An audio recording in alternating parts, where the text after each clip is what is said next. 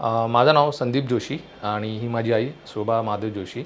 आम्ही आलो आहे सांताक्रूजवरून. ॲक्च्युली आईच्या माझं नी प्रॉब्लेम होता आणि तिला खूप त्रास व्हायचा आणि भरपूर स्वेलिंग्स वगैरे होते. पण आम्ही इकडे तिकडे सर्वकडे 2-3 ठिकाणी तिचं लक्षण दिलं, पण काय काय फरक नाही पडला. RGR हॉस्पिटलमध्ये आमचे एक फॅमिली रिलेटिव्ह होते, त्यांनी रेफर केलं होतं की RGRमध्ये तुम्ही जावा आणि चांगलं तुमचं ट्रीटमेंट होईल, कारण त्यांना पण इथूनच ते बरंच घेऊन गेले होते. नंतर शेवटी आम्ही या RGRला आलो आणि गेल्या आता 1 महिन्यापासून तिचं औषध चालू होतं. तर औषध घेतल्यानंतर तिला भरपूर आता फरक आला आहे. पहिलं तिला चालवायचं नव्हतं, म्हणजे तिला उठायचं आणि बसायचा पण त्रास व्हायचा आणि रात्री पण झोप पण नाही लागायची.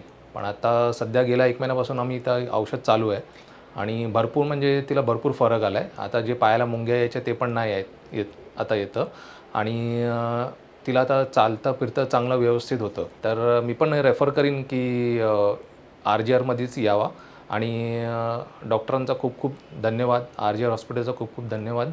जे 6 महिन्याचा त्रास होता माझ्या आईला, गेल्या 1 महिन्यापासूनच मध्ये ते कमी झालेलं आहे.